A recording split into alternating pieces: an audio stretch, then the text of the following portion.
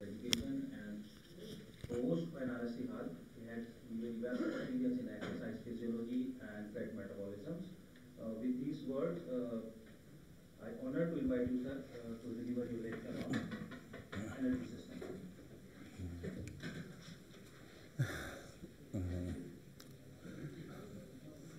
Thank you, Arsha Saab. I am thankful to organizers for giving me this opportunity to interact with you. A formal good afternoon to all of you. Yeah. Well, energy system.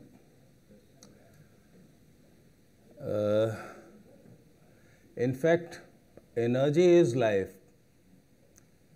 लेकिन energy के बिना भी ज़िंदगी तो रहती है और energy हमेशा रहती है अगर हम आइंस्टाइन के पॉइंट ऑफ व्यू से देखें। लेकिन particularly from human body point of view बहुत सारे एनर्जी फ्यूल्स होते हैं, लेकिन बॉडी के अंदर एक ही फ्यूल काम करता है जिससे बॉडी अपनी ज़रूरत को पूरा करती है। जैसे आपने देखा होगा कुछ गाड़ियां पेट्रोल से चलती हैं, कुछ डीजल से चलती हैं, ठीक है। ऐसे ही जो ह्यूमन बॉडी का फ्यूल है वो क्या है? ATP. Very good. Adenine triphosphate. हाँ, 3 मॉलिक्यूल्स इसमें फॉस्फेट के होते हैं, एक एडेनिन का होता है।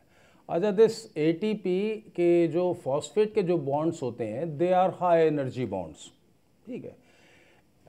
इनके ब्रेकडाउन होने पे एनर्जी रिलीज होती है, ठीक है। एटीपी से जब बनता है एडीपी एंड फॉस्फेट तो एनर्जी रिलीज होती है।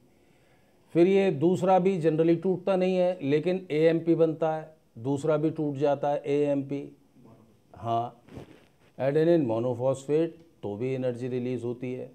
बहरहाल इसके नटशेल में ना जाएं, लेकिन हम ये कह सकते हैं कि बॉडी की जो भी एनर्जी की डिमांड है वो किससे पूरी होगी? एटीपी ही से पूरी होगी। अदर देन इन बॉन्ड्स से जो energy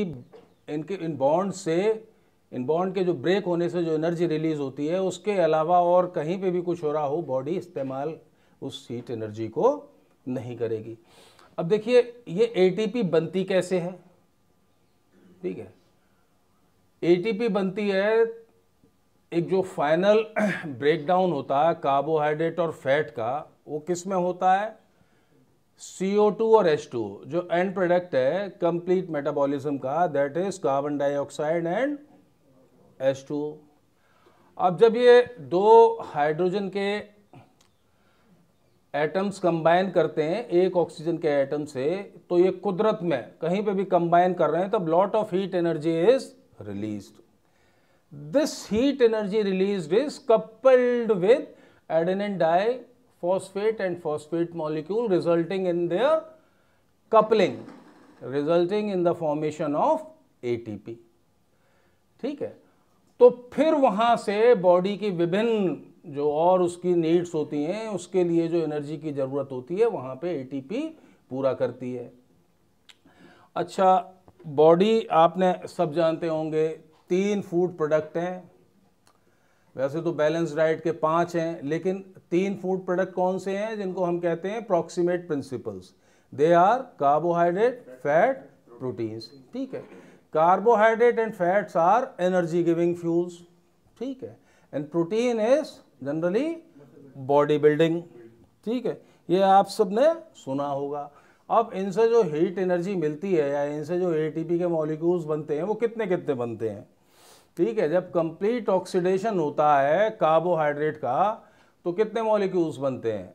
when 1 mole of carbohydrate is completely oxidised then 39, in fact 39 molecules are formed. 1-2 इधर उधर खर्च भी हो जाते हैं, 36 उसमें बनते हैं और 3 मॉलिक्यूल्स वो एनारोबिक ग्लाइकोलिसिस में बनते हैं, ठीक है।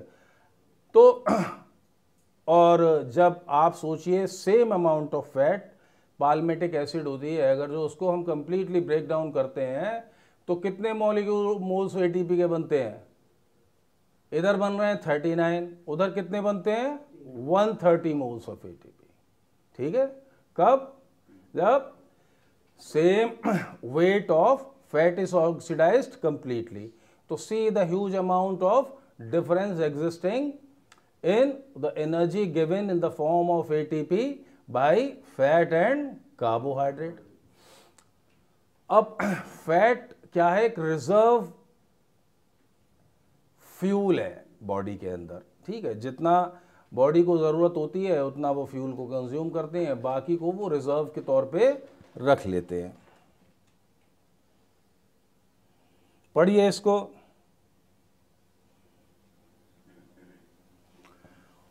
As I had told you, energy is given with complete oxidization of two food products, which are carbohydrate and fats. In fact, protein भी रेयरली इस्तेमाल की जाती है as a energy fuel in high intensity exercise and in highly trained athletes. Protein in later stages of continuous exercise is used as a metabolic fuel.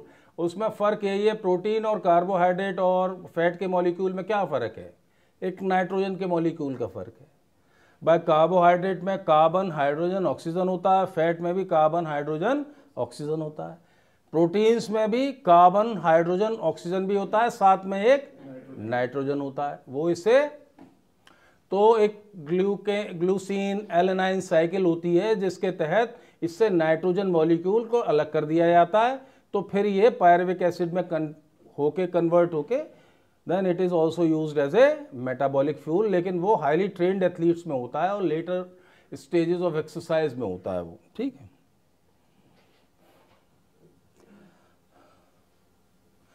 देखिए body में 3 energy systems होते हैं।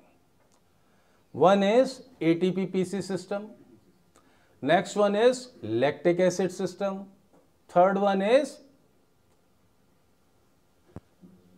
Complete oxidisation या aerobic system, way by Krebs cycle system भी बोलते हैं उसको, ठीक है। पहले दो क्या है? ATP PC system. अब इस तरीके से आप समझेंगे कि readymade amount of ATP PC is present in your muscle. There is one compound ATP and other compound is PC, phosphocreatine. ये भी हाई एनर्जी बॉन्ड है, लेकिन इससे भी पीसी से भी बॉडी डायरेक्ट एनर्जी नहीं ले सकती। पहले ये ब्रेक होगा तो इससे जो हीट एनर्जी निकलेगी उससे एडीपी और पी ज्वाइन होंगे, तब जाके उनसे जो एनर्जी निकलेगी वो बॉडी इस्तेमाल कर सकती है। तो ये रेडीमेड स्टोर्स होते हैं एटीपी पीसी के, कहाँ? मसल्स के अंदर, ठीक है। अब ये कितने होते हैं? 500 से 600 मिलीमोल्स, ठीक है। अब ये कितनी देर तक आपकी बॉडी को एक्सरसाइज करा सकते हैं? All out activity which is possible through readymade stores of ATP PC कितनी देर तक की हो सकती है? 10, 12, 13, 15 सेकंड की। वैसे कहते हैं 10 सेकंड की एक्सरसाइज मैक्सिमम बॉडी कर सकती है। इनसे जो रेडीमेड एटीपी पीसी के स्टोर्स होते हैं कहाँ पे होते हैं? वो मसल्स में होते हैं। वो कहाँ लोड होते हैं? मायोसिन क्रॉस ब्रिज में होते हैं। अब उससे ज़्यादा आप ना जाएं, पर ये माने कि जो रेडीमेड स्टोर्स होते हैं एडेनिन ट्राइफॉस्फेट और फॉस्फेट के, उनसे कौन कौन सी एक्टिविटी हो सकती हैं जो 15 से 20 सेकंड के अंदर खत्म हो जाती हैं? 100 metre, 50 metre dash, long jump, high jump, weight lifting, ये सारी एक्टिविटी किसके तहत? इनके लिए एनर्जी कौन देता है? Readymade stores of ATP PC, ठीक है। उनसे जो एनर्जी मिलती है उससे ये जो है हो जाती हैं। अब नेक्स्ट है lactic acid system, where by incomplete breakdown of carbohydrate takes place into lactic acid. 1 mole of carbohydrate is broken down to 2 moles of lactic acid with simultaneous production of 3 moles of lactic acid. अब देखिए मैंने एक कहा था millimole, एक कहा था मोल, ठीक है। तो 1 मोल में 1000 मिलीमोल्स होते हैं। तो आपकी बॉडी के अंदर कितने मिलीमोल एटीपी पीसी होता है? 500 से 600, 500, 600, 700 तक मिलीमोल्स, या ये कहें 0.5 to 0.7 moles of ready-made ATP PC stores are staying in your body all time, and when they are activated you are able to do 100 meter, 50 meter dash, long jump, high jump, और कौन सी होती है 110 metre hurdles. ठीक है, ये जितनी भी activity जो 10 सेकंड के अंदर खत्म हो जाती हैं वो किसके एनर्जी देने से खत्म होती हैं? Readymade stores of ATP PC.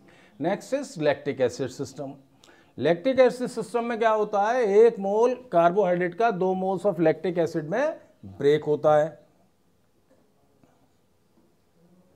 ये देखिए हाई एनर्जी बॉन्ड्स हैं इसमें।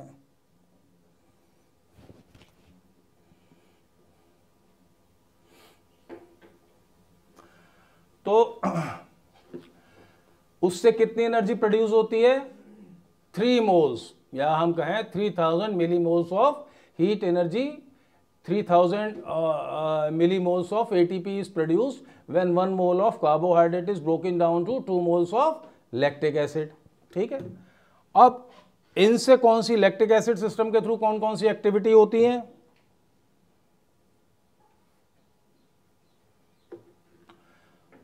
400 मीटर, 200 मीटर और बस 800 मीटर लास्ट होता है। ठीक है, 800 मीटर तक जो एक्टिविटी होती है वो लैक्टिक एसिड सिस्टम से होती है, या हम टाइम ड्यूरेशन की कहें तो 2 मिनट तक आपकी बॉडी में लैक्टिक एसिड सिस्टम ऑपरेट रहता है। अब ये लैक्टिक एसिड सिस्टम और एटीपी पीसी सिस्टम किसके पार्ट हैं? They are part of anaerobic metabolism. What is anaerobic metabolism? Anaerobic metabolism is a state whereby a discrepancy exists in demand and supply of oxygen in your body. Discrepancy is demand of oxygen is more but supply is less. When you go for all out activity, all out exhaustive activity, जब आप 200 metre करते हैं या 400 metre करते हैं तो आपका heart rate कितना होता है? 200 बीट्स पर मिनट तक पहुंच जाता है। पहले ये सोचा जाता था कि 180 लास्ट है, लेकिन अब 200-220 भी रिपोर्ट किया गया है एथलीट्स का। और नॉर्मल हार्ट रेट कितना होता है एथलीट का? मतलब 70 माने। ठीक है, तो 70 से 220 तक पहुंचने में कुछ ना कुछ तो वक्त लगेगा। ठीक है, अब 220 क्यों पहुंच रहा है? क्योंकि मसल्स की ऑक्सीजन रिक्वायरमेंट ज़्यादा हो गई है, तो उस ऑक्सीजन रिक्वायरमेंट को पूरा करने के लिए ब्लड पंप करना ज़्यादा ज़रूरी है। ठीक है, तो इसलिए इस दौरान तक, जब तक 80 से 70 से 220 हार्ट रेट पहुंच रहा है, तब तक बॉडी में ऑक्सीजन की कमी रहती है। तो उस दौरान जो मेटाबॉलिक सिस्टम ऑपरेट रहता है दैट इज एनारोबिक मेटाबॉलिज्म। ठीक है, जैसे ही 220 पहुंचा या 200 पहुंचा, 180 पहुंचा, मसल्स को sufficient amount of oxygen is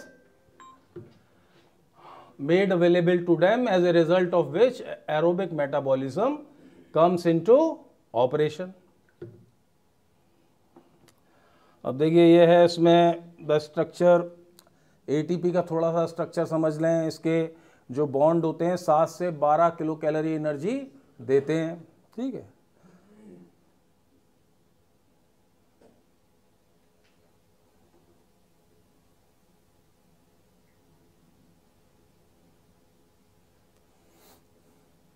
अब next comes aerobic metabolism. Aerobic metabolism क्या है? इसमें कंप्लीट ब्रेकडाउन होता है और इसके 3 पार्ट होते हैं। एक एरोबिक ग्लाइकोलिसिस, एक क्रेब्स साइकिल और एक तीसरा इलेक्ट्रॉन ट्रांसपोर्ट सिस्टम। अब देखिए इसका नटशेल ये है कि कार्बोहाइड्रेट का जो फॉर्मूला है वो C6H12O6 है। ठीक है, C6H12O6। अब उसमें क्या होता है, जो इसका नेट वो होता है वो कितना, जो एंड प्रोडक्ट होता है इस मेटाबॉलिज्म का क्या होता है? C6H12O6 is converted to CO2 and H2O। इसमें लिखा हुआ नहीं है, लिख लीजिएगा। C6H12O6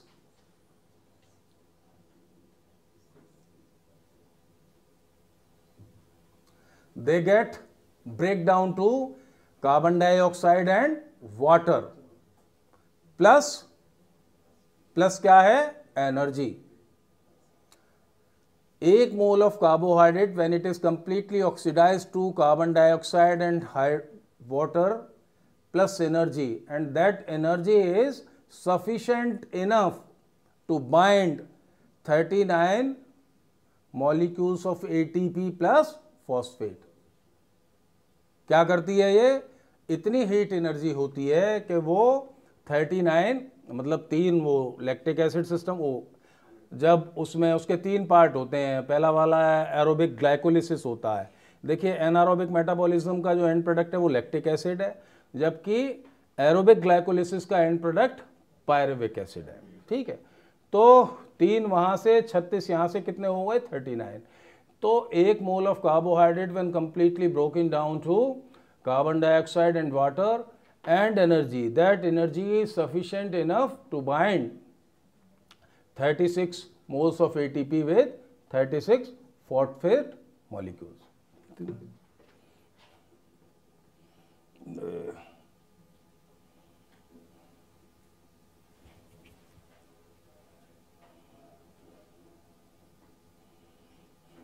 ये बताया ATP is stored in cross bridges of muscle.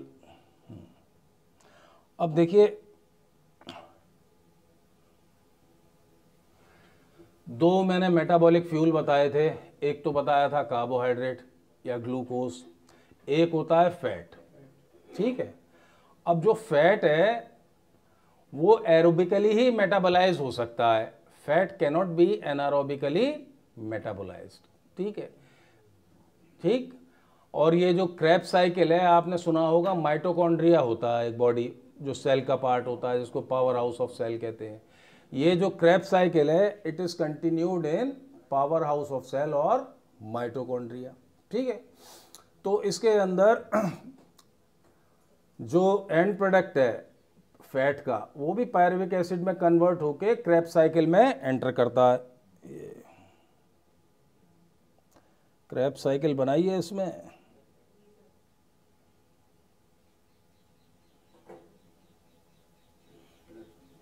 ये क्रेब्स साइकिल आ गई. बहुत सारे एंजाइम्स होते हैं, इनसे power of hydrogen ions FAD, NAD. ठीक है, अब ये इस क्रेब्स साइकिल से इलेक्ट्रॉन्स निकल के जाते हैं, तो हर स्टेज पे ADP प्लस P के लिए एनर्जी लिबरेट होती है. ऐसा नहीं है कि इसमें से ATP निकल गई. ये जो एडेनिन के और फॉस्फेट के मॉलिक्यूल्स तो आपकी बॉडी में मौजूद रहते हैं. यहाँ समझने वाली बात यह है कि इन रिएक्शन से जो हीट एनर्जी निकलती है, वो हीट एनर्जी एडेनिन डाइफॉस्फेट के मॉलिक्यूल को फॉस्फेट मॉलिक्यूल से जोड़ देती है. लिहाजा एक हाई एनर्जी बॉन्ड क्रिएट हो जाता है. ठीक है, हम ये कहते हैं इतने मॉलिक्यूल्स बन गए. जनरली ये फिजिकल एजुकेशन के स्टूडेंट्स में ये परसेप्शन रहता है कि ऐसे मॉलिक्यूल क्रेब्स साइकिल से निकल गए. नहीं, क्रेब्स साइकिल से हमेशा और इलेक्ट्रॉन ट्रांसपोर्ट सिस्टम से क्या निकलती है?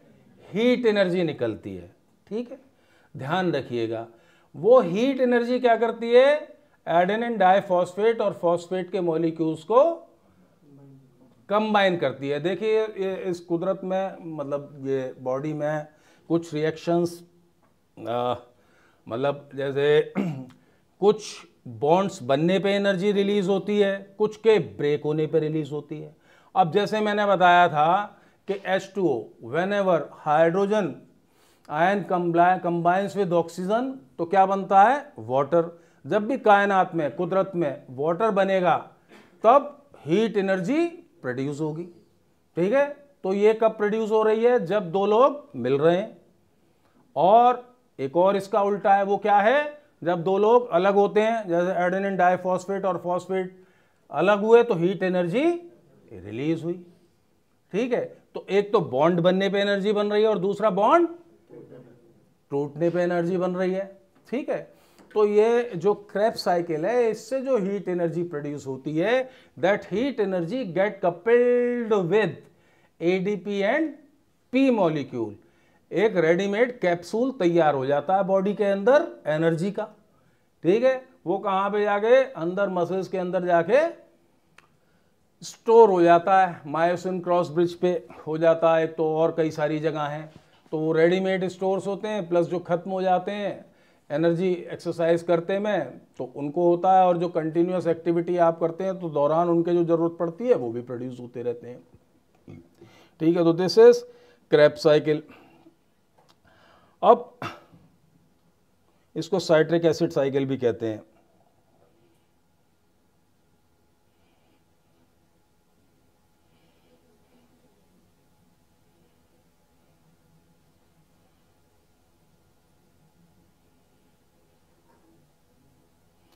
अब एक चीज़ बताऊं, जैसे हम कहते हैं, मतलब थोड़े से ट्रेनेबल पार्ट बता दूं आपको कि ये जो एनारोबिक मेटाबॉलिज्म के through generally it is thought that 3 moles of ATP are produced, but never in actuality, in practicality, 3 moles of ATP are produced through lactic acid system. Why? Due to lactic acid tolerance capacity of human being. I told you when 1 mole of carbohydrate is broken down to 2 moles of lactic acid, then 3 moles of ATP are produced. 1 mole of carbohydrate stands nearly 180 grams. ठीक है, तो lactic acid कितनी बनेगी? 180 ग्राम ही बनेगी। ठीक है, अब क्या होता है, बॉडी की टॉलरेंस कैपेसिटी कितनी है? 60 gram. Body at a time can tolerate 60 grams of lactic acid. अच्छा, lactic acid is a precursor of fatigue, one of the important precursor of fatigue, मतलब थकान लाने में लैक्टिक एसिड की एक अहम भूमिका है। ठीक है, तो बॉडी कितना टॉलरेट कर सकती है? 60 grams only, but this is trainable as you proceed with activity, as you proceed with exercise for 6, 7 और 1 year, 6-7 months or 1 year, then you can tolerate up to 100 grams to 120 grams of lactic acid in your body. इसमें वो कर दिया है थोड़ा, हाँ,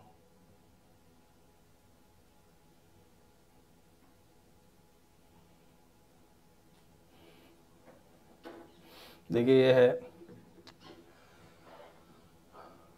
normal conditions में body कितनी लैक्टिक एसिड टॉलरेट कर सकती है? 60 ग्राम। ठीक है, अब 60 से ज़्यादा लैक्टिक एसिड जब आपकी बॉडी में होगी तो क्या होगा? फटीग हो जाएगा। देखिए, body always strives to maintain a pH of 7.2 to 7.7 in your body. Body के अंदर pH तो आपने सुना होगा, pH power of hydrogen ion, acidic and alkaline content in your body. तो बॉडी का हमेशा ये कोशिश रहती है कि स्लाइटली एल्कलीन साइड रहती है, वो 7.2 to 7.7 की तरफ वो रहती है। अब जब ये लैक्टिक एसिड बढ़ेगा तो लैक्टिक एसिड उसे कितना तक ले आता है pH लेवल पे? 6.4 to 6.7। अब ये एसिडिक कंटेंट बॉडी में क्या करता है?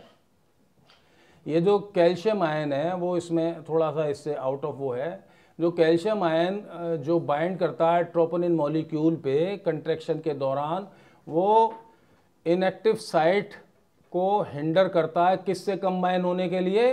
ट्रोपोनिन मॉलिक्यूल से। लिहाजा कंट्रैक्शन मसल नहीं कर पाती है। तो जब ये एसिडिक कंटेंट आपकी बॉडी में 6.4 और 6.7 तक आ जाता है, why? Because excess amount of lactic acid is getting produced as a result of carbohydrate incomplete breakdown। तो आपको एक्टिविटी बंद कर देनी पड़ती है, लेकिन ये जो है ट्रेनेबल है। Athletes, highly train athletes can tolerate up to 100 to 120। अब देखिए, जब 180 में कितने मॉलिक्यूल्स प्रोड्यूस हो रहे हैं, मोल्स प्रोड्यूस हो रहे हैं? 3 मोल्स प्रोड्यूस हो रहे हैं एटीपी के, और 60 से कितना हो रहा है? जो नॉर्मल होते हैं उनकी में 1 ही मोल प्रोड्यूस होता है एनारोबिकली। ठीक है, क्योंकि उनकी बॉडी 60 ग्राम ही लैक्टिक एसिड को टॉलरेट कर सकती है। तो कितना मोल प्रोड्यूस होगा? 1 मोल। लेकिन 1 साल तक उन्होंने खूब मशक्क़त की, ट्रेनिंग की, तो कितना टॉलरेट कर सकेगी उनकी बॉडी? 100 से 120। तो 100 180 में कितने बन रहे हैं? 3। 60 में कितने बने? 1। 120 में कितने बने? 2। ठीक है, तो इसलिए परफॉर्मेंस में डिफरेंस आ जाता है। किसके में? जो 1 साल ट्रेनिंग लेता है और जो 1 साल रेस्ट करता है। ठीक है, तो ये स्प्रिंटर जितने भी होते हैं 100 मीटर, 200 मीटर, 400 मीटर, 800 मीटर के लिए ये lactic acid tolerance capacity is a decisive factor in their performance, is a very great deciding factor in their performance. ठीक है, क्यों? क्योंकि उनकी बॉडी की lactic acid tolerance capacity as a result of participating as a result of doing exercise for nearly 1 year get enhanced from 60 to 120 grams। अब देखिए, जब 1 मोल से आप एक्सरसाइज करते हो फिर आपके पास 2 मोल हो जाए एनर्जी के, एटीपी के, तो नेचुरली आपकी परफॉर्मेंस बढ़ जाएगी। Next is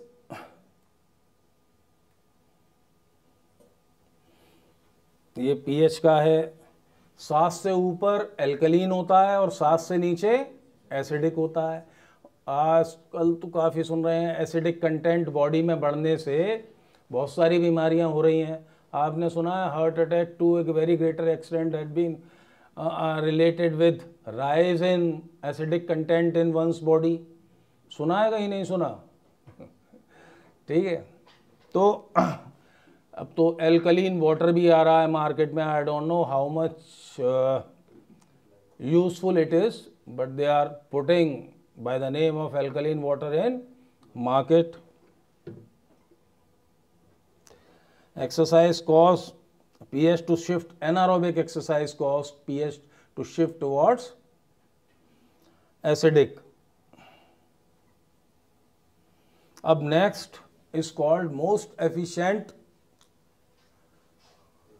system for energy production, that is aerobic. इसके देखिए 3 पार्ट होते हैं, one is aerobic glycolysis, another one is Krebs cycle, next one is जैसा उस पर डिस्कस कर चुके हैं। पहला वाला उससे एरोबिक ग्लाइकोलिसिस से 3, क्रेब्स साइकिल से 36 और तीसरे वो क्रेब्स साइकिल और इलेक्ट्रॉन ट्रांसपोर्ट सिस्टम से 36 होते हैं। ठीक है,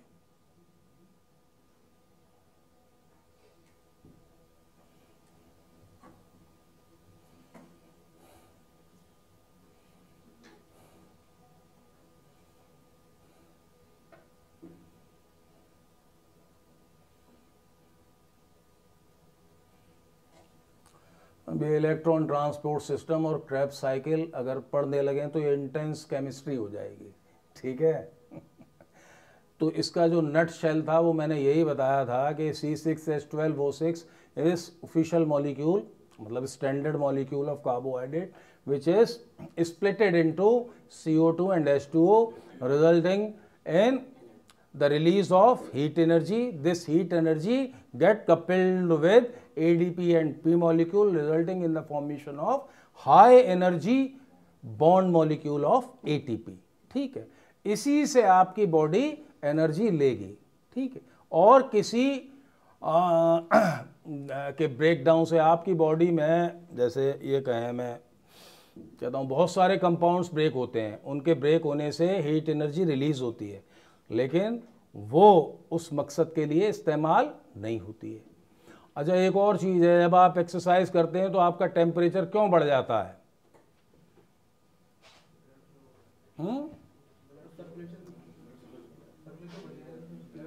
सर्कुलेशन क्या, ये कार्बोहाइड्रेट ब्रेक हो रहा है ना भाई, तो H2O जब बन रहा है तो हीट एनर्जी रिलीज हो रही है, कुछ ही तो उसमें जा रही है। आप जब रोटी बनाते हो तो सारी एनर्जी, हीट एनर्जी रोटी बनाने में थोड़ी खर्च हो जाती है, कुछ एनवायरनमेंट की भी हीट तो बढ़ा देती है। वैसे ही सेम बॉडी का है। whenever you are doing activity and during that course of activity this carbohydrate is getting broken H2O is formed, large amount of heat energy is released, maximum part of that heat energy released with the formation of H2O is coupled with ADP and P molecule. लेकिन उसके अलावा जो heat energy है that raises temperature of your body. ठीक है. ठंड में हमारे यहाँ वो पढ़ा exercise in heat, exercise in cold. तो एक्सरसाइज इन कोल्ड में एथलीट्स को प्रॉब्लम नहीं होती है. किसको प्रॉब्लम होती है? स्पेक्टेटर्स को प्रॉब्लम होती है. जो देखने वाले होते हैं उनको प्रॉब्लम होती है. एथलीट्स को प्रॉब्लम नहीं होती है. इनफैक्ट उनको तो और पसीना आ जाता है. ठीक है. अब ये इलेक्ट्रॉन ट्रांसपोर्ट सिस्टम है और उस पर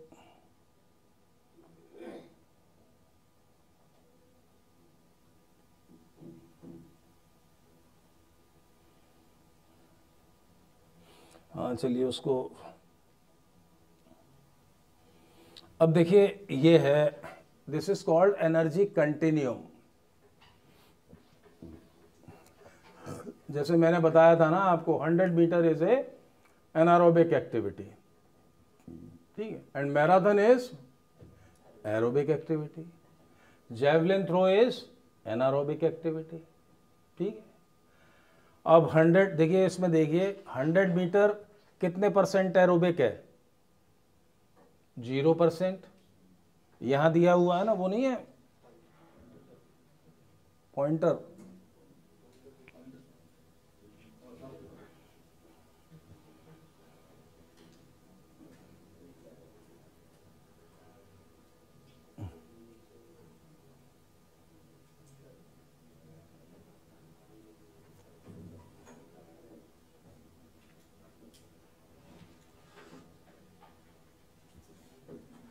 कहाँ से चलेगा?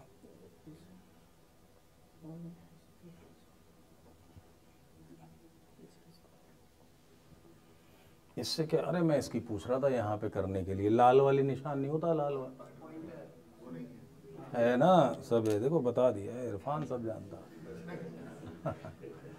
देखो अब ये 100 मीटर रेस है. ये एरोबिक कितनी परसेंट है? 0. And this is 100% anaerobic. What does this means? This means that during the course of this race,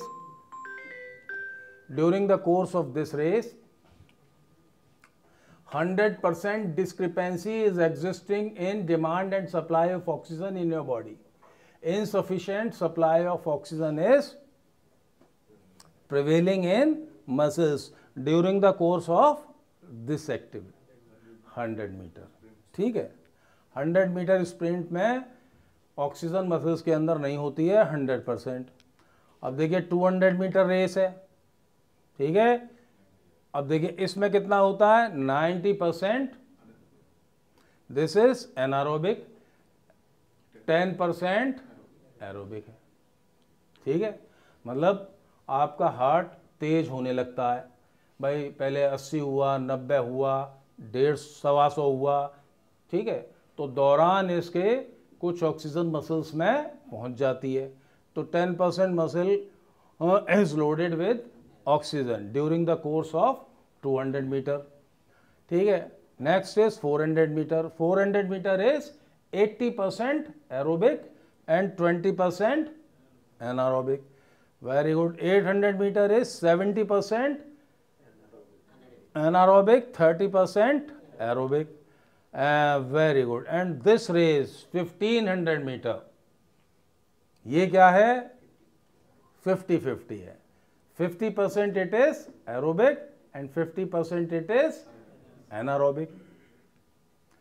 next फिर इसके बाद है, देखिए ये कौन सी है? 3200 मीटर, 3000 स्टीपल चेज है. 40% ये एनारोबिक रहती है, 60% वो.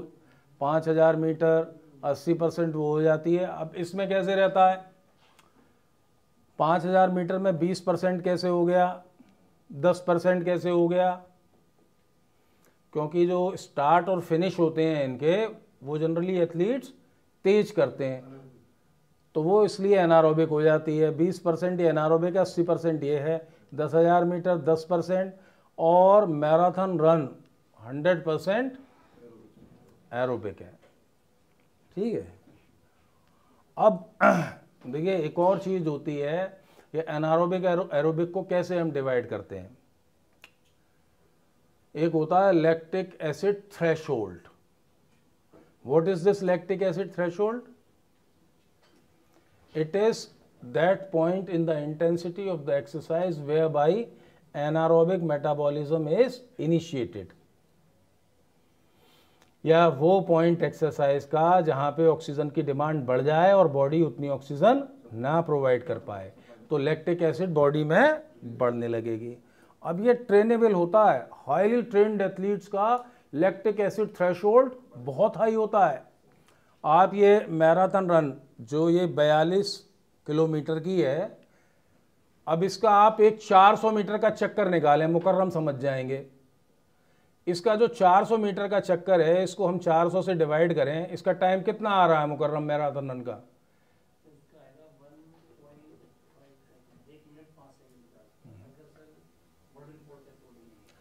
मतलब ये जो मैराथन होती है 2 घंटे से कम में होती है। अगर हम इसका 400 मीटर का रन निकालें तो वो 1 मिनट के दौरान आ रहा है। और मैं यकीन दावे के साथ कह सकता हूँ, ये हमारे बहुत सारे बीपीएड और एमपीएड वाले एक चक्कर 400 मीटर का 1 मिनट का लगा नहीं पाएंगे। ठीक है। और वो कितनी देर तक लगा रहे हैं, कितने चक्कर लगा रहे हैं? 2 घंटे तक 400 मीटर के चक्कर किससे? 400 मीटर पर मिनट की स्पीड से लगा रहे हैं। तो एनारोबिकली तो लगा नहीं रहे हैं वो। ठीक है। वो कैसे लगा रहे हैं? एरोबिक मेटाबॉलिज्म के थ्रू।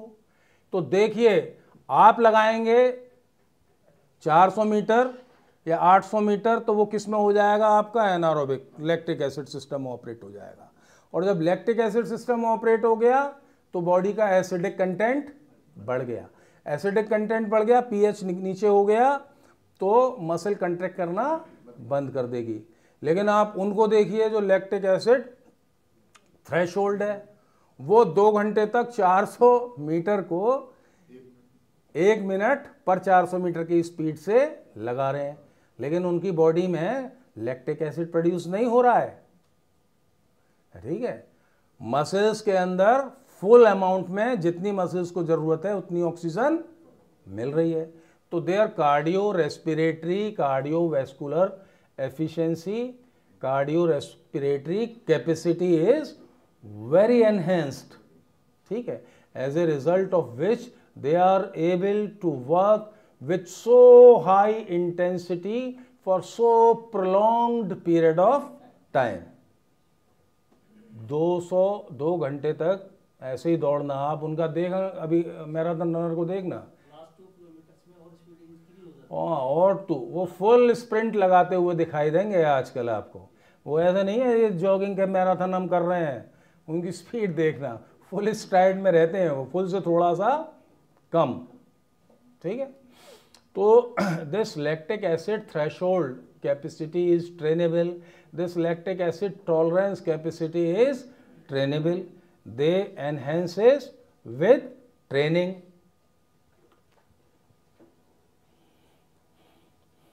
ये कंटिन्यूम देख लिया आपने, एनर्जी कंटिन्यूम। यहां पे यूज ऑफ एनर्जी सिस्टम्स,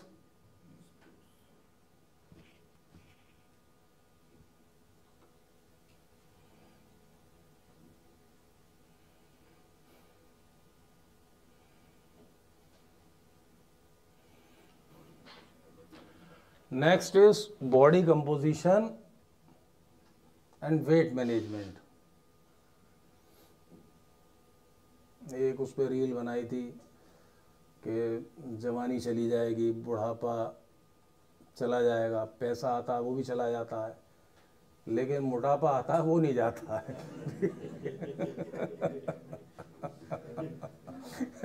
ठीक है। ठीक है। वो बड़े मुश्किल से जाता है। अब देखिए, इसमें मोटापे की भी 3 वजह होती हैं। ठीक है। अब मतलब ये कहें, कुछ ऊपर वाला भी डिटरमाइन करता है कौन कैसे स्टेट में पलेगा बढ़ेगा। ठीक है। तो बहरहाल जेनेटिकली 3 तरह की बॉडीज़ होती हैं, जीनोटाइप या बॉडी टाइप जिनको हम कहते हैं, एक एक्टोमॉर्फ, मेसोमॉर्फ और एंडोमॉर्फ। एक्टोमॉर्फ होते हैं पतले पतले, खड़े होना भाई आप, ठीक है, लीन एंड थिन, ठीक है। एक होते हैं मस्कुलर, ठीक है, खड़े होना, ये क्या नाम है, हाँ ठीक, ये मेसोमॉर्फ कहते हैं इनको generally, they are broad shoulders, ठीक है, पावरफुल थाइज, पावरफुल आर्म्स। या धर्मेंद्र, खड़े होना। अब धर्मेंद्र नहीं, धर्मेंद्र मीजो था, अब he is gradually passing on into endomorph. अच्छा, ये कैटेगरीज फिक्स नहीं होती हैं, मिक्स होती हैं। मतलब Sheldon in fact was first scientist who rated human physique, who gave a 7-point scale of human physique based on photographical technique। एक उसमें सबसे कम था और 7 उसमें सबसे ज़्यादा था। तो 1 से 7 पे वो एक्टोमॉर्फ, मेसोमॉर्फ और एंडोमॉर्फ को रेट करता था। अब जैसे इनको खड़ा करें हम, खड़े हो जाना, हाँ कोई बात नहीं है। तो इनमें हम एक्टोमॉर्फी में इनको देंगे 6। ये कुछ मेसोमॉर्फ भी हैं, इनके शोल्डर्स ब्रॉड हैं, तो हम इनको कितने देंगे? मेसोमॉर्फ में कितने देंगे? 5, और फैट इनमें है नहीं, तो एंडोमॉर्फ में कितने देंगे? 1, ठीक है। तो ऐसे 3 उस पे 7-point स्केल में रेट करते थे। अब ये जेनेटिकली डिटरमाइन होता है, और देखिए बेचारे एंडोमॉर्फ होते हैं, वो ज़िंदगी भर उनकी वेट मैनेजमेंट में ही निकल जाती है, ठीक है। और जो एक्टोमॉर्फ होते हैं उनको घी के कनस्तर में भी डुबो दो तो घी उन पे असर नहीं कर पाता। और एंडोमॉर्फ बेचारे पानी और हवा पी पी के भी मोटे हुए जाते हैं, बड़ी परेशानी का सबब रहता है।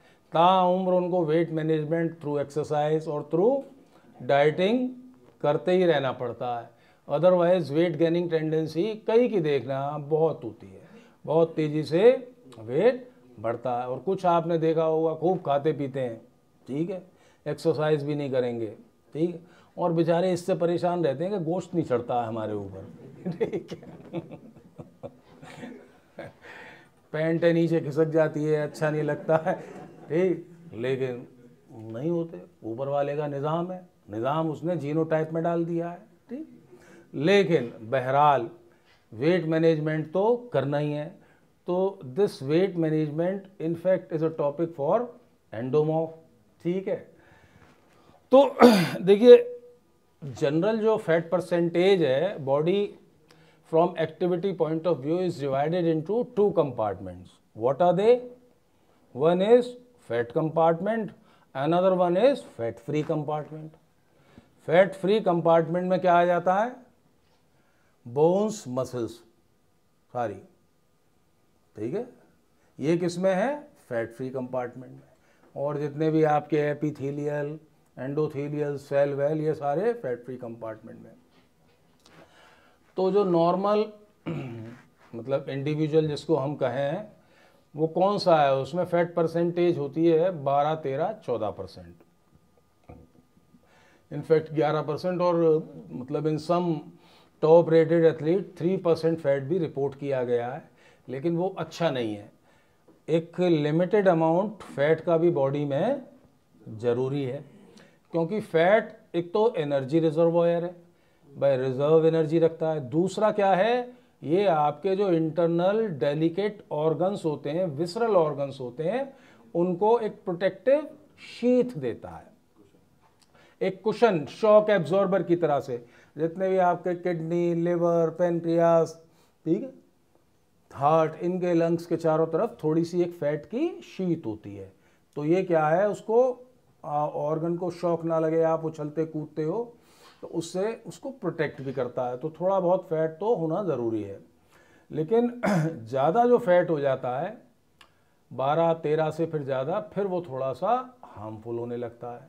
अच्छा, एक फॉर्म होती है फैट की सॉलिड और एक होती है लिक्विड, ठीक है, फ्री फैटी एसिड्स। तो जो लिक्विड फॉर्म है वो जब तक लिक्विड रहता है तब तक ठीक रहता है, जब वो सॉलिड बन जाता है तो फिर दिक्कत करने लगता है। और आजकल उसका सॉलिड बनना सबसे ज़्यादा कहाँ पे रिपोर्ट हो रहा है? कोरोनरी आर्टरीज में। भाई कोरोनरी आर्टरीज में क्या है, ये लिक्विड फॉर्म ऑफ फैट ही घूमता है, वहाँ जाके वो रिंग बनाने लगता है। रिंग बनाने लगता है तो फिर ब्लड सप्लाई को ऑक्यूलेट कर देता है। ऑक्यूलेट कर देता है तो वो उस एरिया में ऑक्सीजन नहीं पहुंच पाती है तो हार्ट की मसल्स कोलैप्स कर जाती हैं और हार्ट अटैक पड़ जाता है, ठीक है। तो ये देखिए सोमैटोटाइप। अच्छा, एक पुराना कंसेप्ट था BMI, बायोमास इंडेक्स या बॉडी मास इंडेक्स, ठीक है। थोड़ा सा वो मतलब पहले दिया था, लेकिन जो बायोमास इंडेक्स है that is based on one's height and weight, ठीक है। It doesn't takes into account one's fat percentage, ठीक है। अब आदमी छोटा है और उसका वेट जो है बहुत ज़्यादा है, लेकिन हो सकता है उसका मस्कुलर वेट हो, फैट वाला वेट ना हो, लेकिन जो उसका BMI आएगा वो खराब वाली कैटेगरी में पहुंच जाएगा, ठीक है। और आदमी की हाइट बहुत है और मस्कुलर मास कम है और फैट मास ज़्यादा है, लेकिन BMI उसकी लो, हेल्दी कैटेगरी में आ गई। तो this biomass index to a very greater extent is an irrelevant method of determining one's fitness या weight index, ठीक है।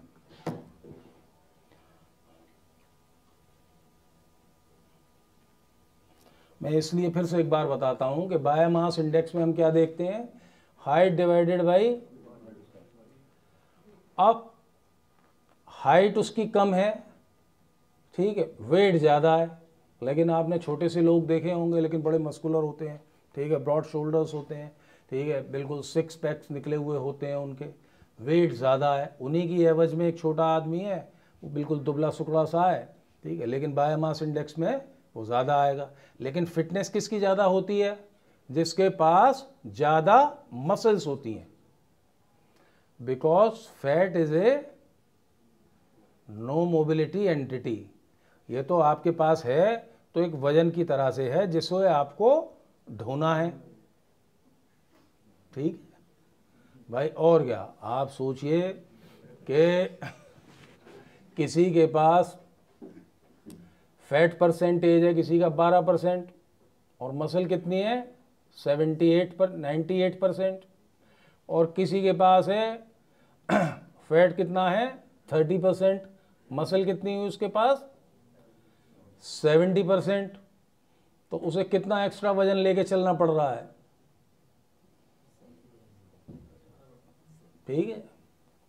हालांकि मसल भी वेट है, लेकिन मसल एक एक्टिव वेट है, it is giving strength to your body, it is giving mobility to your body, it is giving speed, strength, endurance to body.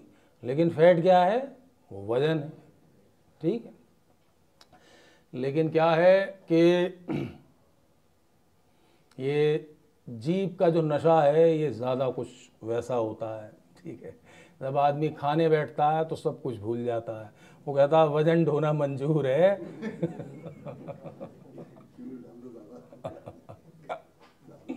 सही है। और आजकल देखिए मतलब हमारा जो कुसीन है, इंडियन कुसीन है, वो टेस्ट बर्ड्स को अपील करने के लिए, खुश करने के लिए ज़्यादा ओरिएंटेड है, ठीक है। आपको आज तो खाना अच्छा नहीं बना, आज कोई टेस्ट नहीं आया, आज कोई नहीं, आपको खूब हेल्दी खाना भी मिल जाए जो आपके पर आप कहेंगे ना नहीं आज कुछ मज़ा नहीं आया, ठीक है। तो ये जो सारा जो ये है ना, ये BMI 30 ओबीज और ये सब ज़ुबान की वजह से भी बहुत ज़्यादा हो रहा है। देखिए, relationship of food consumption, energy expenditure and body weight, 3 होते हैं। एक energy, perfect energy balance, whereby the amount of food being taken by you is of that amount of calorie which you are spending through exercise. That is a perfect energy balance is existing in your body. दूसरा होता है positive energy balance, whereby you are spending less and consuming more. ठीक है, तो ये क्या करेगा, आपको मोटा करेगा, फैट बढ़ाएगा। ठीक है, और तीसरा होता है नेगेटिव एनर्जी बैलेंस। इसमें क्या होता है, आप खा कम रहे हैं, इनटेक कम है, लेकिन your expenditure of calories is more. ठीक है, जनरली सभी को पता है कि नॉर्मल आदमी जो डे टू डे एक्टिविटी ज़्यादा फिजिकली एक्टिव नहीं है, वो 2000 या 1500 कैलोरी कंज्यूम करता है, लेकिन हाईली ट्रेंड एथलीट जो हैं 6000 कैलोरीज कंज्यूम करते हैं और स्पेंड करते हैं। ठीक है, तो ये है, इससे वजन बढ़ता है। When there is a positive energy balance in your body, then all chances are there that your weight will tend to increase. And कौन सा वेट इंक्रीज करेगा, फैट वेट। ठीक है, एक और है, आप जब खाते हैं, एक्सरसाइज नहीं करते हैं, तो क्या होता है, मसल मास लॉस होने लगता है।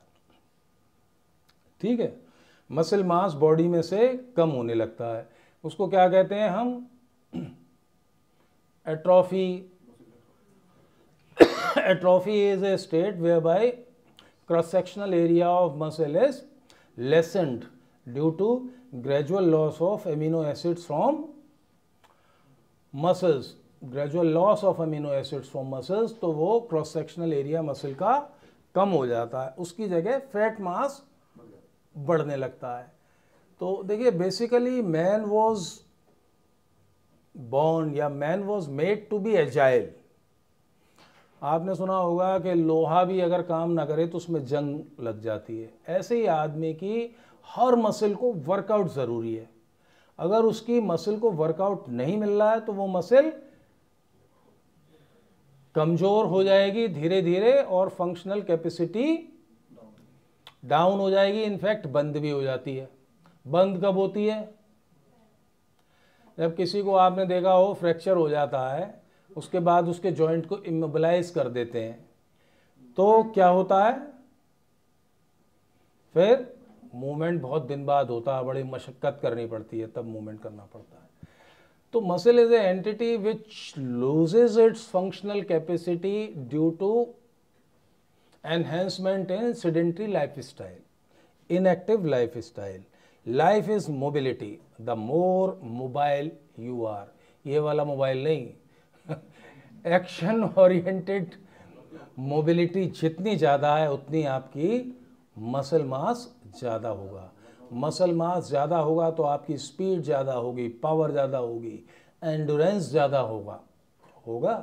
ठीक है, तो muscle is life, and this life of muscle, yeah, this life in the form of muscle can be enhanced, can be strengthened, can be increased in size only through physical activity, only through exercise. तो exercise तो हर किसी के लिए ज़रूरी है, बच्चे के लिए, बुढ़े के लिए, जवान के लिए, इसमें दोनों ही हैं, मेल फीमेल दोनों। ठीक है, exercise is the requirement for, कोई ये कहता हमारी अब ये उम्र हो गई, अब हम क्या एक्सरसाइज करेंगे, नहीं।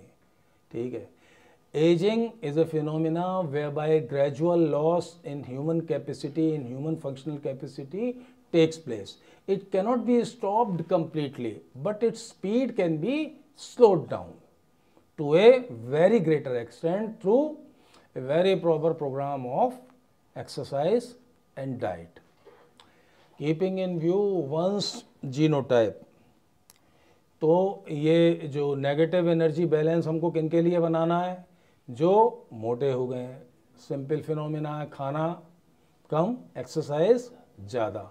और कौन सी एक्सरसाइज ज़्यादा, कार्डियो ज़्यादा। guidelines for nutrition for losing body fat.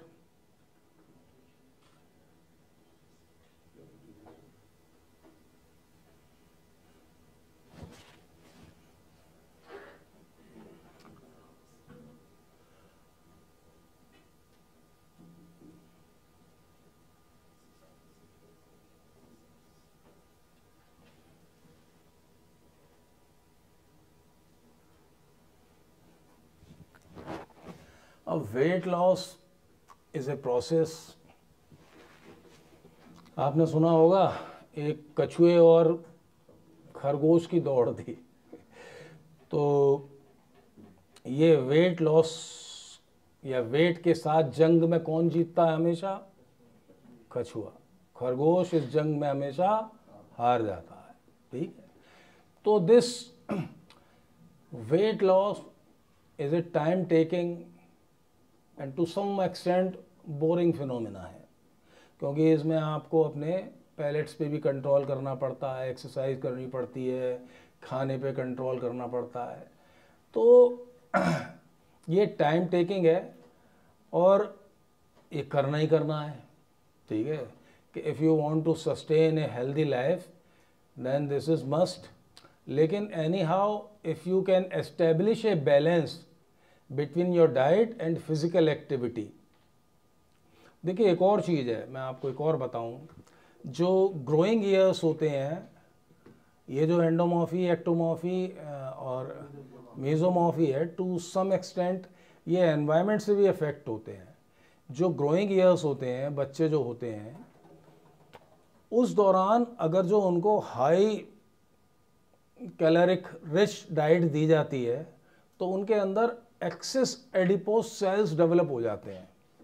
ठीक है, आपने देखा होगा जो बहुत ही थोड़े से रिच माँ बाप के बच्चे होते हैं, उनको हमेशा बेटा ये भी खा ले, बेटा वो भी खा ले, ये भी खा ले, और एक्सरसाइज नहीं कराते। तो उस दौरान क्या होता है, उनके अंदर ये जो एडिपोज कंटेनर्स हैं, इनफैक्ट वी कॉल कनस्टर, ये बढ़ जाते हैं।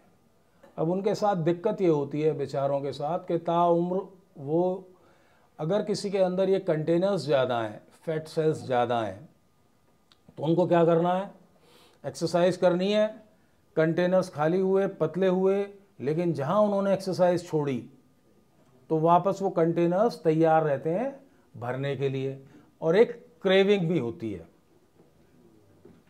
ठीक है, तो ये एक बहुत ही मतलब जो ग्रोइंग ईयर्स हैं उसमें ध्यान देने वाली बात है कि उस दौरान ज़रूर बैलेंस डाइट का इस्तेमाल होना चाहिए। ज़्यादा खाना उस दौरान लाइफ लॉन्ग हार्मफुल रहता है। इसमें न्यूट्रिशन वही negative energy balance, if you want to lose fat, balance diet, protein, excess protein take up. ये थोड़ा सा मैं ये दे दिया है यहाँ पे, लेकिन मैं इससे थोड़ा कम एग्री करता हूँ। आजकल बहुत चल रहा है कि नहीं, कीटो डाइट के प्रोटीन लो, प्रोटीन लो, प्रोटीन लो। वेल, बैलेंस डाइट में प्रोटीन कितनी होती है? Very good, 10-11%। कार्बोहाइड्रेट कितनी है? 55 से 60%। फैट कितना है? 25 से 30%। अब देखिए, मैंने जैसे बताया था कि प्रोटीन काफ़ी आगे जाके हाईली ट्रेंड एथलीट प्रोटीन को भी मेटाबॉलिक फ्यूल की तरह से इस्तेमाल करते हैं, लेकिन वो उन्हें ज़रूरत ही नहीं पड़ती है, क्योंकि हाईली ट्रेंड एथलीट्स वो कार्बोहाइड्रेट और फैट काफ़ी लेते हैं, तो वो कम स्टेज आ पाती है। तो उसमें क्या होता है, नाइट्रोजन एलिमेंट इससे हट जाता है, तो वापस ये पायरुविक एसिड बनती है। लेकिन प्रोटीन का एक और वो है, इतनी एक्सरसाइज नहीं कर पाते हैं इनिशियल स्टेज में कि वो प्रोटीन मेटाबॉलिज्म किसी की बॉडी में शुरू हो। मेरा समझाने का मतलब ये है कि जब आप एक्सरसाइज करने चलते हैं तो पहले किसका इस्तेमाल करती है बॉडी? Very good. उसके बाद में कब करती है? फैट का। ठीक है, उसके बाद प्रोटीन का। बट बहरहाल सुनो, कार्बोहाइड्रेट भी सफिशिएंट अमाउंट है, उससे पहले ही बॉडी फटीग हो जाती है, थक जाती है, वो पूरी कार्बोहाइड्रेट भी खत्म नहीं होती है, बॉडी को एक्सरसाइज रोक देनी पड़ती है। लेकिन हाईली ट्रेंड एथलीट्स, अब ये मैं बहुत अच्छी बात बताने जा रहा हूँ, वेट लॉस में ट्रेनिंग की कंसिस्टेंसी 3, 4, 5, 6 महीने से ज़्यादा क्यों होनी चाहिए? ठीक है, for developing a glycogen sparing effect in your body. ठीक है, जब आप एक्सरसाइज करते हैं तो क्या होता है कि पहले 30 मिनट तक एरोबिक एक्टिविटी करवाते हैं, हमारे मिराज सर करवाते हैं। तो एरोबिक एक्टिविटी को क्यों कहते हैं कि वो 30 मिनट से ज़्यादा होनी चाहिए? अब एरोबिक एक्टिविटी है, उसको कैसे डिसाइड करते हैं आप? सिंपल सा फॉर्मूला हार्ट रेट का, भाई नॉर्मल बीट 70 है, दौरान एक्टिविटी के आपकी बीट कितनी होनी चाहिए? 120 से 130। ठीक है, वो एब्सोल्यूट पल्स काउंट या वो रिलेटिव वो इंटेंसिटी निकालते हैं। ठीक है, तो ये कितनी देर की होनी चाहिए एक्टिविटी जिस दौरान आपका पल्स काउंट 120, 130, 140 रहे? कितनी देर की होनी चाहिए? कम से कम 1 घंटा, अगर आपको फैट लॉस करना है। क्यों? क्योंकि अगर आप नॉर्मल देखें, आप शुरू कर रहे हैं इसको, तो पहले 35 और 40 मिनट तक आपकी बॉडी में कार्बोहाइड्रेट बर्न होगा। ठीक है, अब वो 30 और 40 के बाद में जो आप एक्टिविटी कर रहे हैं, that is in fact the activity which you are doing for reducing your fat. तो पहले 30 मिनट के बाद में आपने एक्सरसाइज की कितनी? 40 मिनट। तो आपकी फैट रिडक्शन एक्सरसाइज कितनी हुई? 10 मिनट ही तो हुई। ठीक है, लेकिन या 10 या आपने 50 की तो, और ये 30 तो मैं बता रहा हूँ नहीं, लेकिन जनरली ये जो कार्बोहाइड्रेट का इस्तेमाल है कम से कम 35 से 40 मिनट तक होता है। 35-40 मिनट के बाद ही metabolism of fat is initiated in your body. और लेकिन देखिएगा 35-40 मिनट से पहले ही आप एक्सरसाइज बंद कर देते हो। ठीक है, तो फैट लॉस का तो बेचारे का नंबर नहीं आया। तो और फिर डाइट इससे, तो इसीलिए तो कहते हैं पैसा चला जाता है, जवानी चली जाती है, लेकिन मोटापा आके नहीं जाता है। ठीक है, क्योंकि पहले 30 मिनट 40 मिनट तक ही हम जो भी एक्टिविटी करते हैं बंद, उसके बाद जो आप एक्टिविटी करते हैं that activity in fact is for fat reduction. लेकिन this is trainable. As you proceed with daily aerobic exercise of 1 hour for 1 year, अब मेरी बात ध्यान से सुनना, अगर आपने इसको 1 साल तक किया, 1 घंटे की एक्सरसाइज, 1.5 घंटे की एक्सरसाइज, तो आपकी बॉडी में ग्लाइकोजन स्पेयरिंग इफेक्ट क्रिएट हो जाएगा। वो इफेक्ट क्या है कि पहले 35 और 40 मिनट तक कार्बोहाइड्रेट बर्न होता है, लेकिन वो प्रीपॉन होने लगेगा। ठीक है, प्रीपॉन कितना होगा? 25 होगा, 20 होगा। हाईली ट्रेन्ड एथलीट जिनकी मैं कह रहा हूं मैराथन रनर्स, उनकी बॉडी में 10 मिनट के बाद ही फैट मेटाबॉलिज्म स्टार्ट हो जाता है, तो उनकी परफॉर्मेंस इतनी होती है। वो मैंने शुरू में बताया था, when 1 mole of carbohydrate is oxidised, कितने मॉलिक्यूल्स मोल्स एटीपी के प्रोड्यूस होते हैं? 39। लेकिन जब 1 मोल फैट का बर्न होता है तो कितने होते हैं? 130, 132। तो समझिए उस मैराथन रनर को 10 मिनट के बाद ही 132 मोल्स एटीपी के मिलने लगे, और एक को बेचारे को मिल रहे हैं कितने? 40। तो कौन तेज दौड़ेगा? जिसकी एनर्जी सप्लाई ज्यादा है। तो ये फैट बर्निंग का भी फॉर्मूला यही है कि this activity should be like tortoise. ये 2 दिन या 3 दिन में ना रुके। ये रेस कितने की है? 1 साल की रेस है, और कंटिन्यूम बना रहे। ठीक है, आप क्या करते हैं, बड़े जोश में आ जाते हैं, 2 दिन जाके 3 दिन जाके खूब एक्सरसाइज कर ली, ठीक है, फिर क्या होने लगता है? दर्द होने लगता है, थकान हो जाती है, कुछ इंजरी हो जाती है, छूट जाती है। तो उसके लिए आपको क्या बनना है? कछुआ बनना है। 1 साल का टारगेट लेना है। कम से कम target for weight loss should be 1 year. एक और बात मैं सबसे कहता हूं, अगर वेट ज़्यादा है तो उसे ये ना सोचे कि 10 दिन में मैं कम कर दूं। जो 5 किलो 10 किलो लोग वज़न सोचते हैं कि 1 महीने में या 15 दिन में 5 किलो वज़न कम कर लिया, वो कभी ना सोचे। ठीक है, हमेशा वज़न को आराम से कम करें। 1 किलो वज़न 1 महीने में 1 या 10 दिन में काफ़ी है। इससे ज़्यादा अपना टारगेट ना रखें। अगर 10 दिन में आपका वज़न 1 किलो कम हो रहा है तो दैट इज़ वेरी गुड, क्योंकि जब फैट लॉस होता है तो आपके हार्मोनल इम्बैलेंस भी बॉडी में शुरू हो जाते हैं। मेटाबॉलिज्म, आप अभी जो बैठे हुए हो ना, आपकी बॉडी में मैं समझता हूँ millions of chemical reactions are ongoing in your body. ठीक है, तो वो सारा ऑल्टर होने लगता है।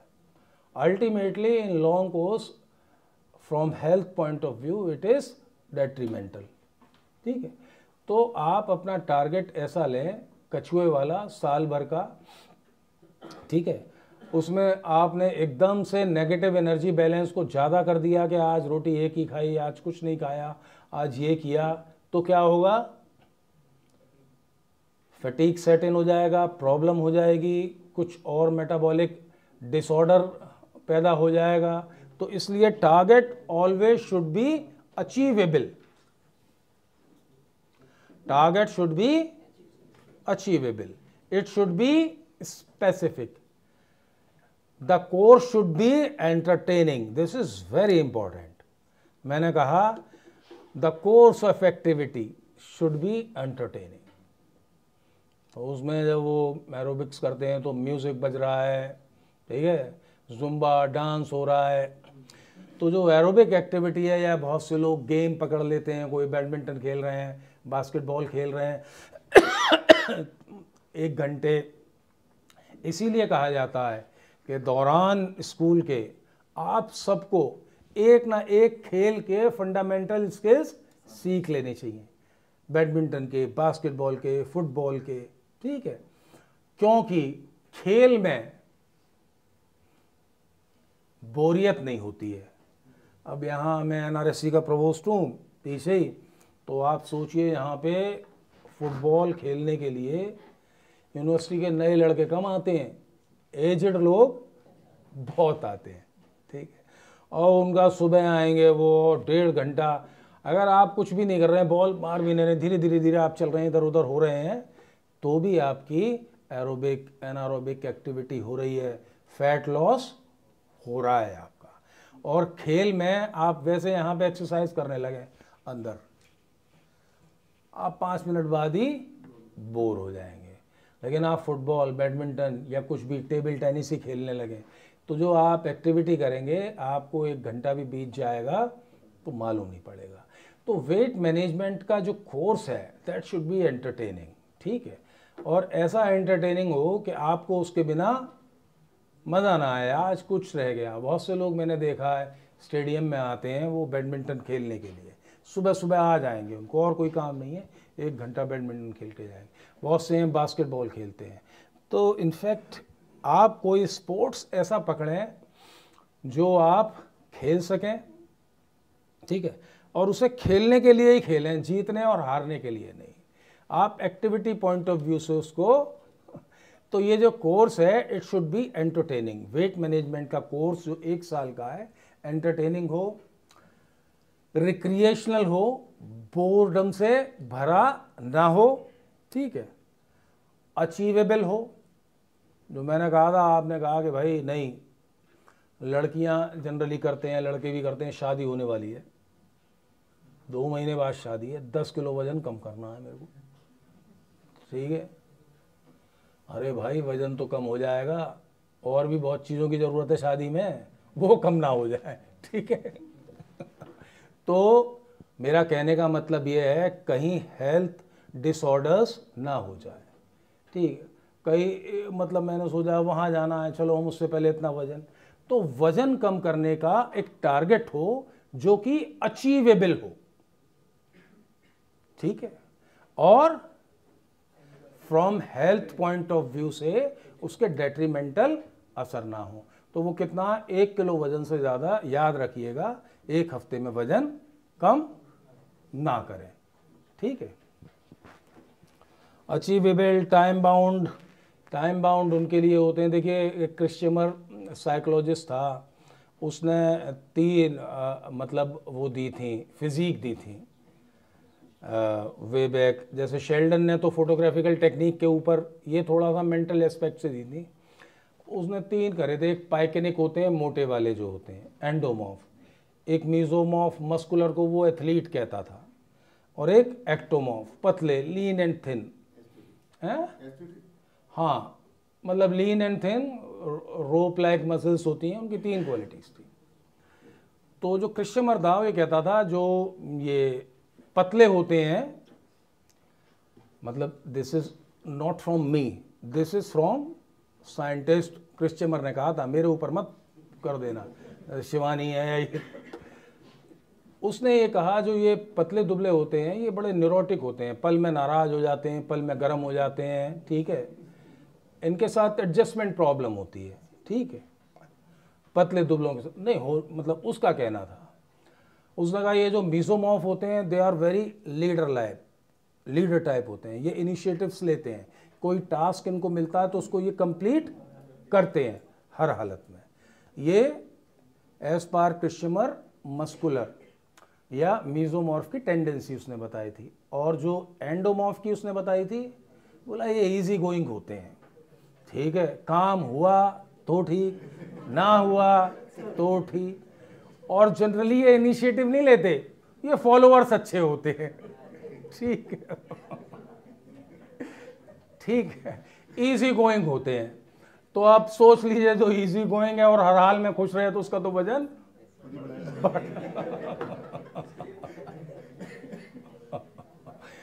बढ़ना ही बढ़ना है। ठीक है, चलो भाई, इतना मेरी तरफ से हो गया। अब कुछ किसी को ऐतराज, किसी को कोई। हाँ, मैं जो चीज़ बता रहा था, एक बड़ा उसकी बता रहा था, जो प्रोटीन का है ना, जो उसका कह रहे हैं हम लेने के लिए। प्रोटीन देखिए, कुदरती, एक तो थोड़ा सा देख, कुदरत का निज़ाम है, जो उसने निज़ाम इस्टेब्लिश किया है, वो क्या किया है कि 10-12% प्रोटीन होना चाहिए, 50-55% कार्बोहाइड्रेट, 20-25 ये ऊपर वाले ने तय किया है। हम इसे इतना ऑल्टर कर रहे हैं कि प्रोटीन को कितना बढ़ा दिया हमने, 50% कर दिया। प्रोटीन जब मेटाबोलाइज होता है, उसका बाय प्रोडक्ट क्या होता है, यूरिया, यूरिक एसिड। अब यूरिक एसिड को बॉडी से डिस्पोज ऑफ कौन करता है, किडनी। अब सोचिए, कहाँ बेचारी किडनी, ऊपर वाले ने 10 से 12% प्रोटीन को डिस्पोज ऑफ करने के लिए बनाई है, और कहाँ आप उसे 50% डिस्पोज ऑफ करा रहे हैं। तो खराब होने के चांस रहेंगे ना किडनी के। समझ में आया? कहाँ 10 ग्राम उसको डिस्पोज करने के लिए ऊपर वाले ने बनाया है, बोला 10 ग्राम तक ही तेरे ऊपर लोड पड़ेगा, और आपने डाल दिया उस पर 60 ग्राम। और ये डालते हैं, जब दावत होती है हमारे यहाँ, सभी की टेंडेंसी है, ठीक है, रोटी कम खाओ, बोटी ज़्यादा, कबाब बहुत अच्छे बने हैं। अभी मैं गया था, तो बेटे के रोटी कम खाइएगा। ठीक है, तो अल्टीमेटली ये क्या है, अब जैसे वो वेज वाले हैं, वो कहेंगे पनीर ज़्यादा खाओ, और छोले ज़्यादा खाओ, दाल ज़्यादा, रोटी कम खाओ। पर जो कुदरत का निज़ाम है, जो ऊपर वाले ने निज़ाम बनाया है कि भाई डाइट कितनी है, 50 से 55% कार्बोहाइड्रेट, 20 से 25% फैट, और 10-12%, इसी के लिए आपकी बॉडी बनी है। आप ये ध्यान रखें कि बॉडी इसी के लिए बनी है। ये एक नॉर्मल नेचुरल कोर्स है बॉडी का, डाइट का, बैलेंस डाइट का। आप इससे अलहदा जाओगे तो फिर बॉडी बेचारी चक्कर में पड़ जाएगी। तो प्रोटीन डाइट के लिए मैं थोड़ा सा इसलिए मना करता हूँ। ठीक है, चलिए बताइए भाई, और कुछ किसी को पूछें कुछ?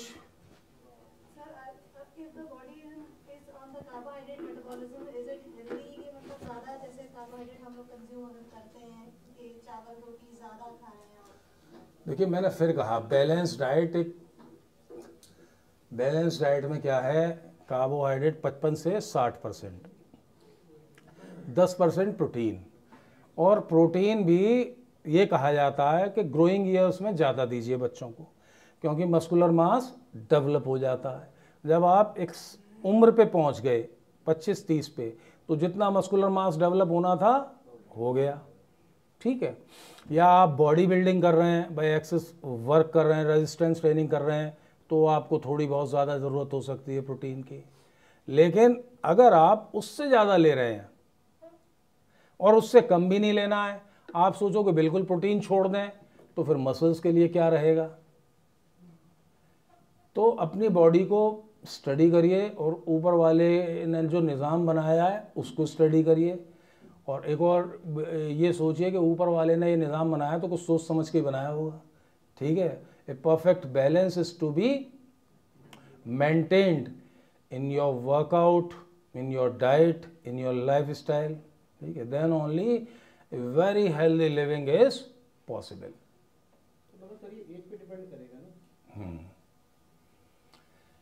एज पे डिपेंड करता है। और देखिए मैं पढ़ रहा था उसकी, बिल क्लिंटन ने, मैं कई बार अपने इस क्लास में जिक्र कर चुका हूँ, बिल क्लिंटन ने अपनी बायोग्राफी में लिखा है कि कॉज ऑफ डेथ,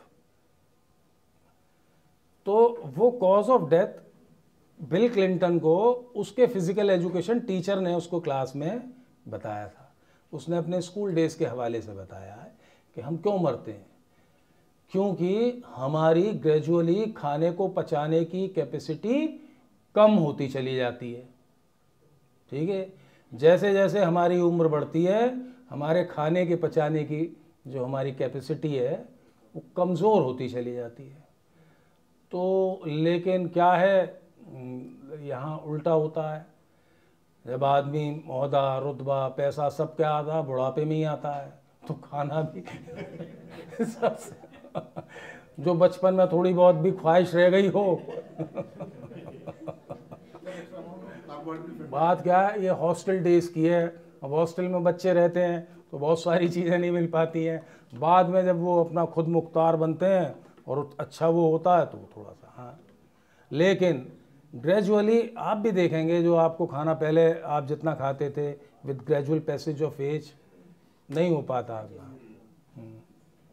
क्या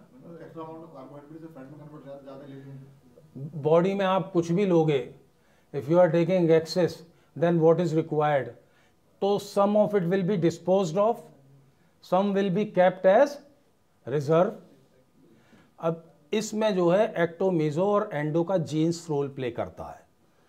अब देखिए, आप जो पतले होते हैं वो खूब खाते हैं, ठीक है, लेकिन क्या होता है, जितना उनकी बॉडी को ज़रूरत होती है उतना उनकी बॉडी इस्तेमाल करती है, बाकी को बाहर फेंक देती है, हाँ, एक्सक्रीट आउट कर देती है।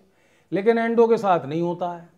एंडो के अंदर बेचारे के कंटेनर्स मौजूद होते हैं, तो जितना खाया इस्तेमाल हुआ, बाकी उनमें कंटेनर्स में डाल दिया। तो देखिए योग में क्या है, योग में जो अष्टांग योग है वो इससे बड़ा रिलेटेड है।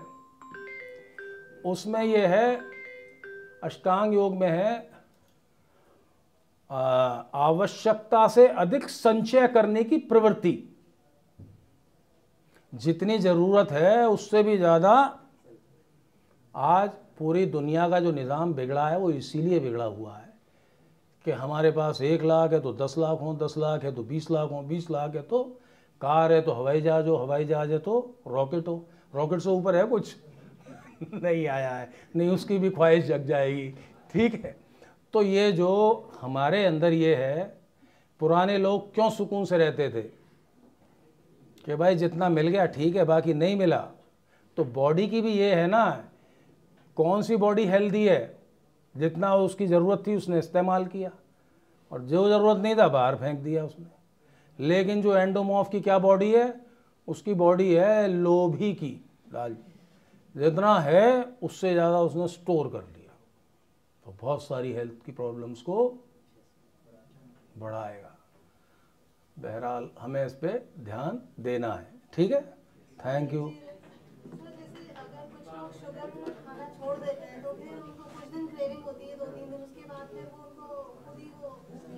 देखिए 3 आजकल जो है ना 3 वो बताए हैं वाइट पॉइजन। कौन से? सॉल्ट, शुगर और मैदा। ठीक है, थैंक यू।